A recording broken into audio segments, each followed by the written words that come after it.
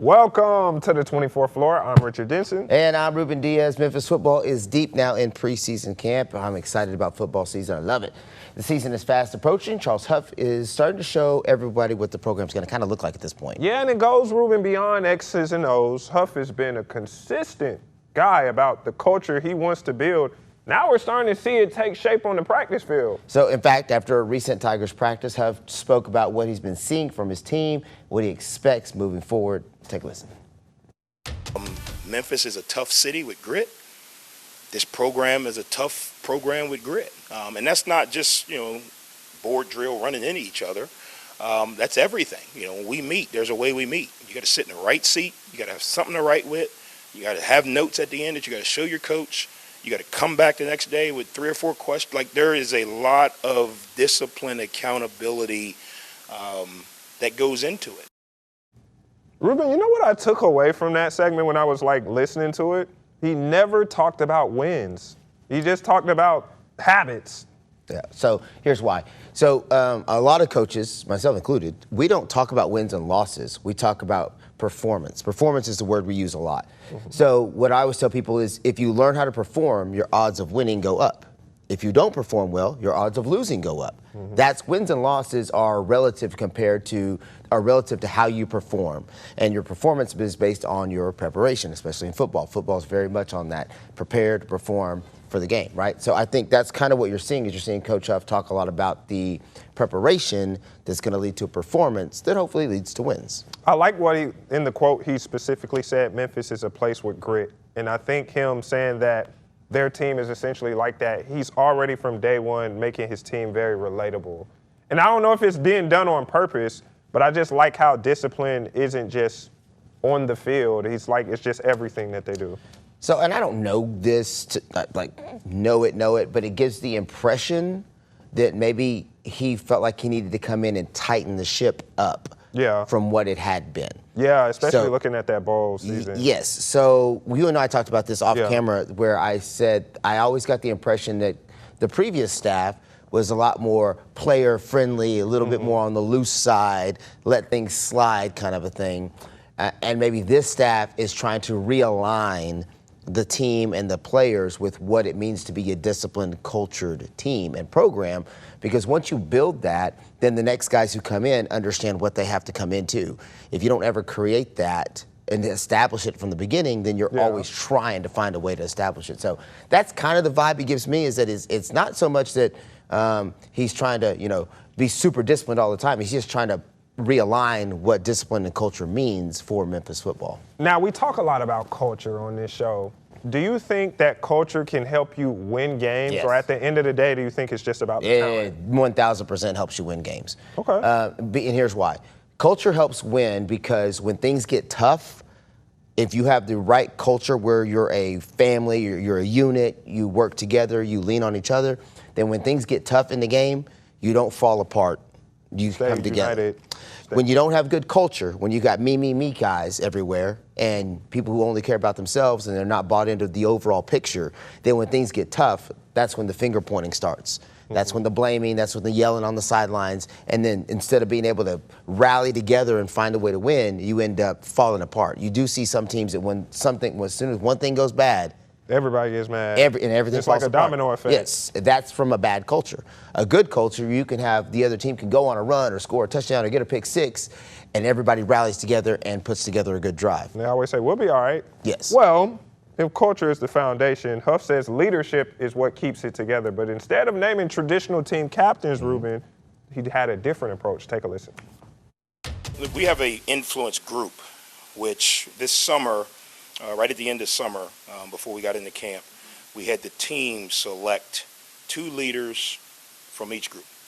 I explained to them what influence means. It's not leadership, it's not a captain.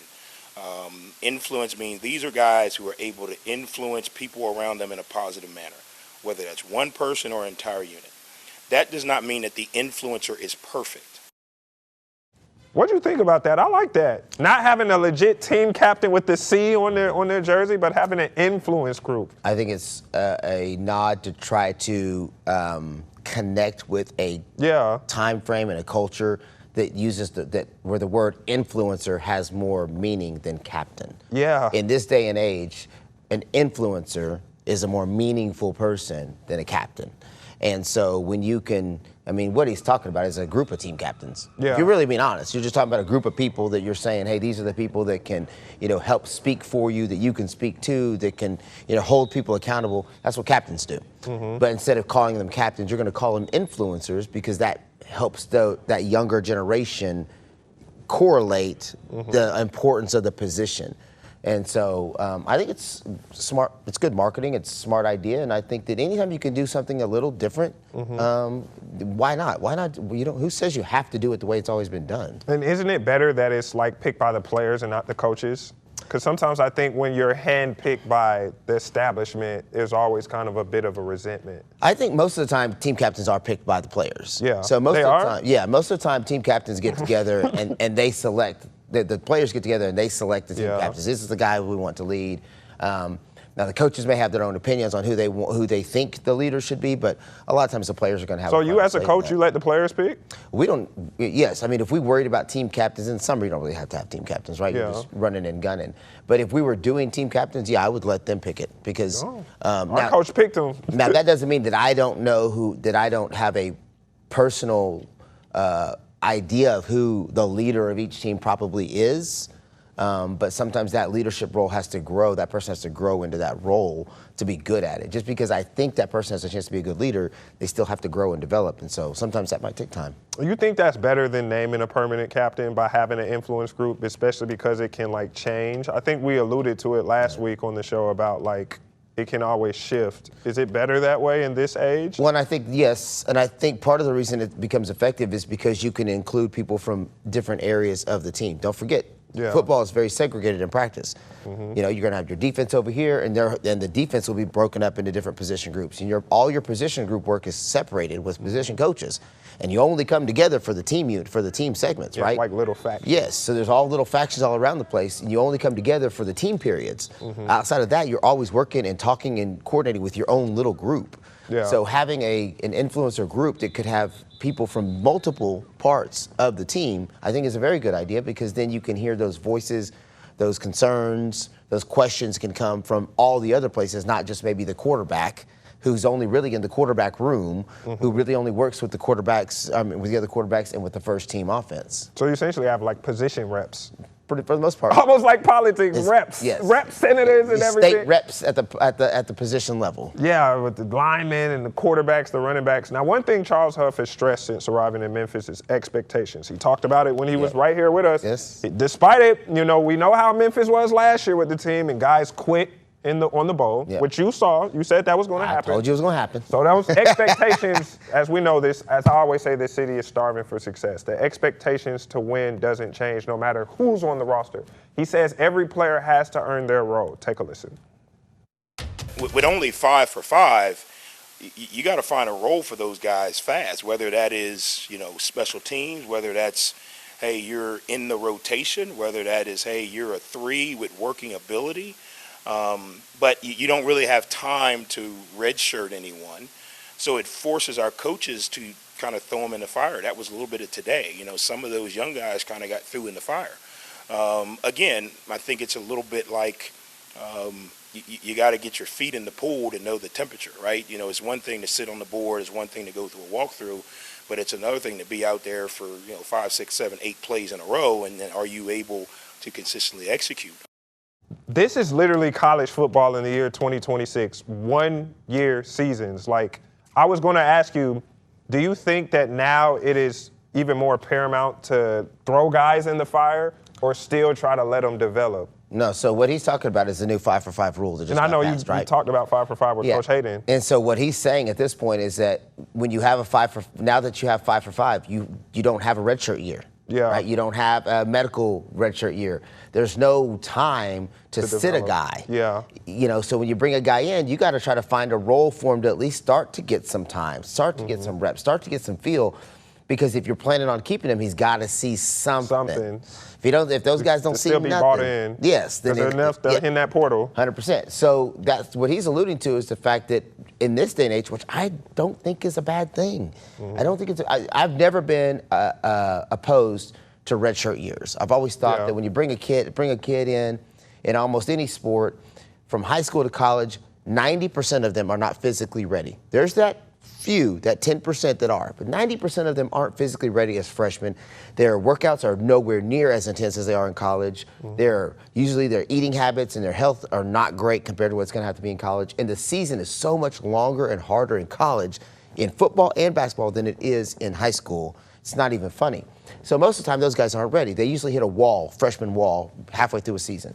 So I've always been okay with redshirting a guy. Hey, you bring him in, you redshirt him, let him learn, let him get in the weight room, let him get their health right, let him get acclimated, and then you stick him out on the field. But without redshirt opportunities anymore, you don't have that opportunity. Now you just got to find a way, how do I get a guy involved? And it changes who you bring in, because now you don't bring in guys that you could bring in a guy and say, okay, I'm just going to redshirt that guy for a year. Let's see how he develops and see if he buys in. If he does, then we'll give him a shot next year. Can't do that now. So now you're only going to bring in guys that you say, that guy could at least play special teams for us. I'm glad you hit it, because that's exactly where I was going to get to. Special teams is still the way to get on the field. What do you think? Yeah, 100%. If you're not established, yes. like if you're not like a guy, if you're not made, then if you're trying to see the field, special teams is the way, right? 1,000%. If you want to see the field in this 5-for-5 era as a freshman, if you are a backup running back, a backup linebacker, a backup safety, any of those types of things, become a special teams aficionado. Learn how to do great punt coverage, be a great gunner, learn how to block in kickoffs, all those things that are really important that people take for granted because they want to be a star here or there, can get you on the field. And then once you're on the field, it's easier to transition a guy who's playing few reps in special teams to being, okay, now you're second or third team running back when so-and-so gets down, as opposed to the guy who's been sitting on the bench who's never seen the field, and now I'm trying to pull that guy straight cold. It just doesn't work that way. And what people should always look in, I know Ruben probably going to say, one of the best examples of going from special teams to a star, Tyreek Hill. 100%. Oklahoma State guy. Yeah. He played special teams for OSU. I was there when he ran the kickback against OU to win Bedlam. Then ended up becoming a star for the Chiefs at wideout. It's almost like they didn't know, because, it's almost like Oklahoma, the staff didn't realize what they had in him until he started killing it on special teams. Yeah. And then everybody was like, why is this dude not getting the ball 30 times a game? You got to find a way to get this dude the ball. And so as soon as he lit the fire at special teams, he became a star. Unfortunately, he had some off-the-field issues, but he still found his way to stardom. I don't think he'll ever play it down again, but we're not talking about Tyreek Hill. Something that happens a lot on special teams that frustrates all of us as fans is penalties. Yes. Penalties. And let's see what Charles Huff talked about penalties when we asked him. Our goal is 0 penalties. When you make 1 penalty, you've made too many. Again, is it okay to murder 1 person and not 20? It's not. Discipline is discipline. I know that sound, and I don't want to sound, but it's literally that serious to me. There's a rule, follow the rule. And when you don't, there's a consequence. Maybe that's playing time. Maybe that's, hey, you're watching more film. Maybe that's, hey, you're after practice for an hour working on that step that cost you, that made you hold. If you don't go to work, they will fire you. And sometimes, as I tell them, you can go to work for 40 years and they'll lay you off. So you can't hold. You can't not play the ball the right way in the deep part of the field. You can't block a guy in the back. 0 penalties is our goal. Now, what's the reality of that? The same thing. We all make mistakes. But if I say, hey, guys, if we have under 6 penalties, we'll be okay. Well, that means those 6 penalties didn't matter. Ruben, when I listened to this, I remember telling you, ooh, I got one, and that was the quote. So that was probably my favorite thing he said at the whole press conference. We talked about this before, but I always tell people you only get so many my bads. I was just finna say, because I knew you was going to say that when I picked this soundbite. 100%. And what he's saying is exactly that. You only get so many my bads. You got 11 dudes on offense, 11 dudes on defense. If each one of those guys just has 1 my bad, man. Too many. That's too many. So while you're never going to have a perfect game very rarely you're going to have no penalties at all. That's what I was right? about to say. It's not realistic. It's not realistic. But saying to themselves that even one penalty is one too many my bads, I think is a good standard to set. Not accepting good enough. What a guy this guy Coach Huff is. I like Coach Huff a lot. I think he's going to be really good. I mean, he's just getting me excited about the season. So, I mean, what's the one thing you'll be watching for in this Memphis opener that tells you this culture is taking hold? The energy from the sideline during the game. Mm-hmm. The energy from the sideline tells you, are those guys bought in? Are they all in? Or are they playing the part?